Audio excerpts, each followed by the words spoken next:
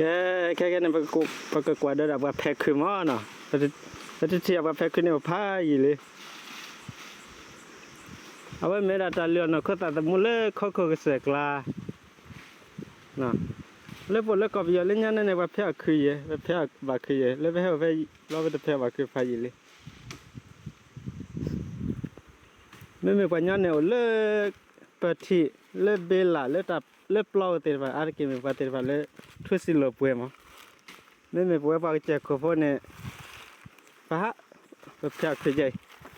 อาร์กิบาเพียคือเยนะ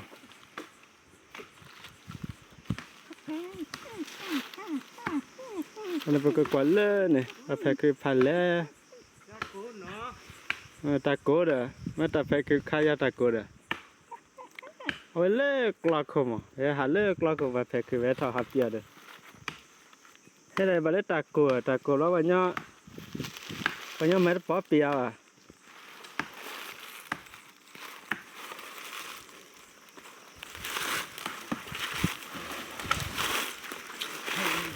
Kalau ada kolian ini,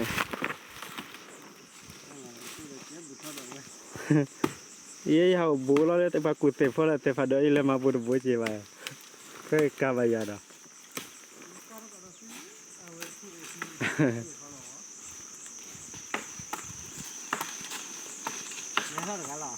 Mày hết gà đó, hết thằng cáiไม่ทุเรศง่ายอีกว่าจะพลัดเลยบ้าข้างในพายีเดียนะเล่คนนึงว่าเขาเล่ละเทระปีเทดังสักปูครับเฮ้ยเดี๋ยวนอนลิอ๋อเพิ่มมาให้ดอดูอ่ะนี่เทเล็กจะเทกูไปอ๋อ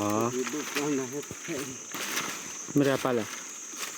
ปุ๋ยดุป่ะอ๋อแล้วแกเพคคือเราก็อีเลยอ่ะอ๋อแล้วเพเราตึกแล้วเล็กๆจะก็เล็กเท่าไหร่อ่ะเนาะแต่บิจาเจเนาะตลอดพอบาดเลย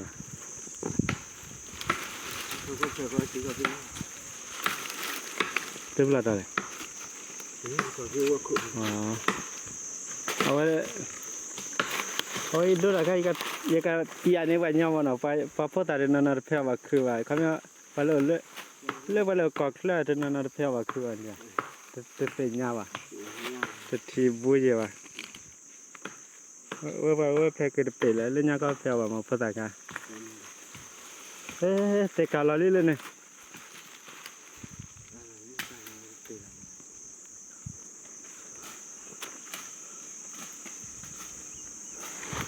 บลีด้วยเป็นบลีอ๋ออบว่าก็อบอะไรเยอะๆถัดที่แค่ว่าอบวีดอลละ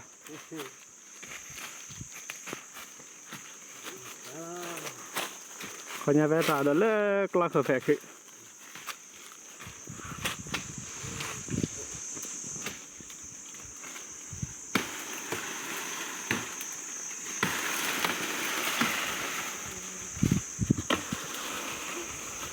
เฮ้ย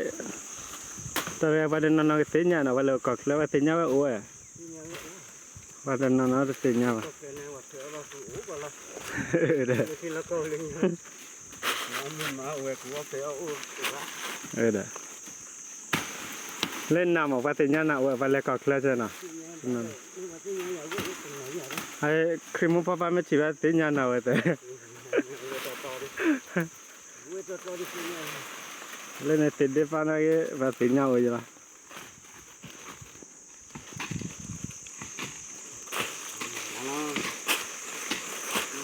เป็นแล้วนะ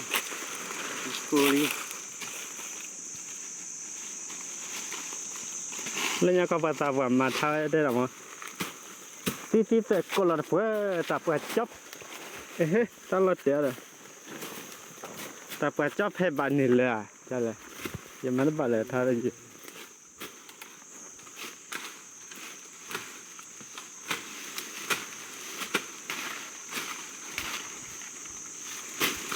เฮ้ยเดี๋ยวป่ะรออย่าเราก็เตะพัดดมเนี่ยคุย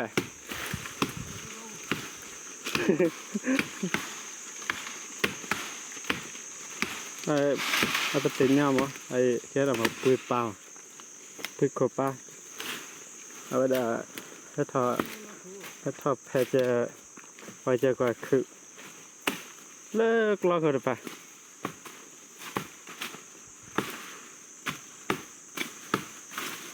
ว่าเพคุยอ่ะโอเคเดี๋ยวบ้าแพ้เดี๋ยวผมแพ้บ้าแพ้คือเด้ออันนี้ก็ดูบารวาเลยเราบางทีจะรอแล้วเนี่ยเด้อ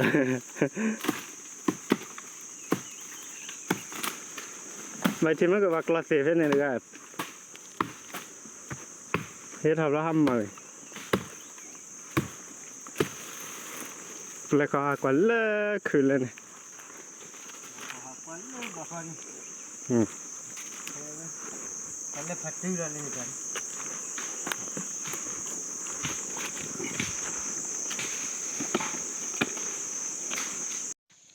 เจ้าไว้ในเย็ดถอหามอ่ะนะแล้วก็เล่แต่แพ้คือพอจันไหนยังกว่าจะอันนี้พวกเราเนี่ยมาเรียกกูเตะลัวคิดคลีว่าไงเท่าเราจะเล็กกว่าเล่ล่ะบ่าวเราเล่นละมาสายมันจะละมาสายที่นี่ต่อมันจะคือรับวัดด้วยแล้วเนาะทำมันด้วยแล้วที่แบบถอดกว่าก็แต่น่าเพื่อนน้อยจัดอะไรน่าเพื่อนเล่นมหาลาลีอ๋อแล้วเพดดักเราใช้เพวิลาเลยดักเราเล่นตัววัดที่เราเพวิลิอ๋อ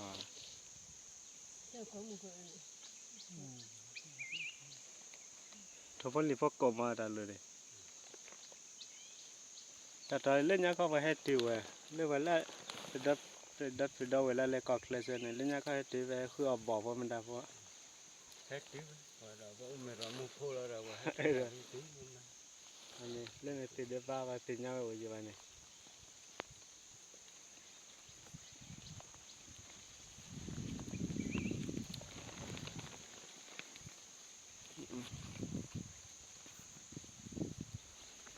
ทีนั้นก็ตับบุยเราอยู่ละเปลี่ยนละเจ้มาอยู่ละสมัยนั้นวันนั้นอามุนดาฟัดดูยี่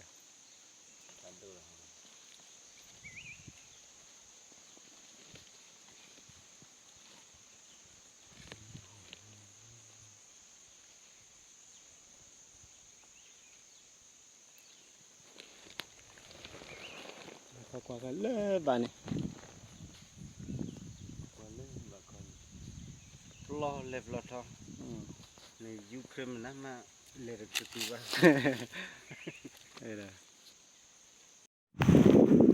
ปืนเลยเขาก่อนเริ่มบาเขาดิเรียกว่าแบบอัพโหลดละเริ่มบาเขาเข้มไปอ่ะไม่อ่ะหักกว่าดูละเลยอัพแพ้คืออะไรเลย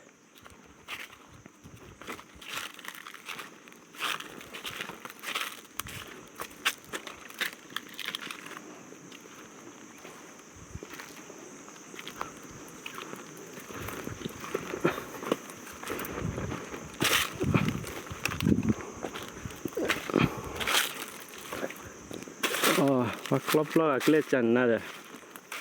เพนังครบล้อเอ็นนี่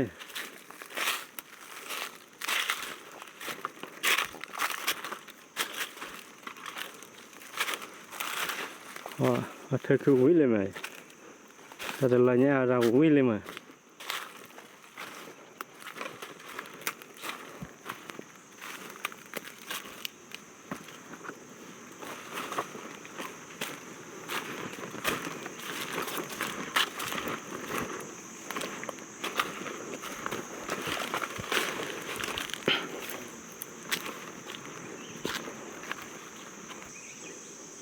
กว่ากันเลย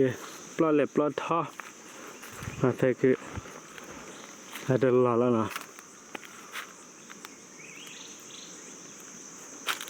คือเดินหล่อละแบบประเภทบุวิธีเนี่ยตลอดนี่ไง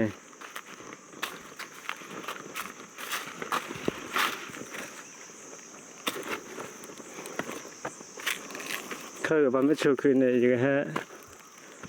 ये डरा गया दिया हमें दे हुआ क्या गए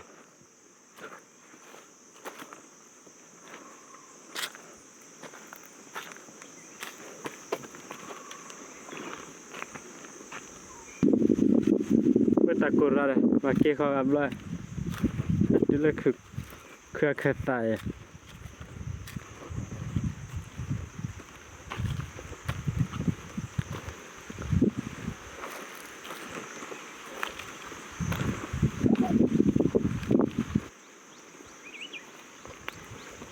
กินแล้วนะฮะ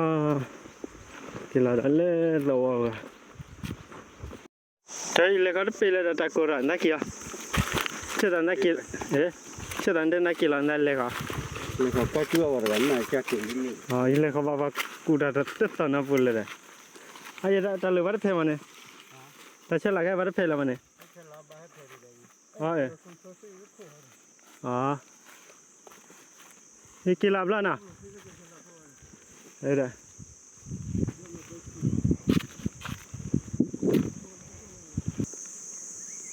ไม่ใช่เนี่ยกินอะไร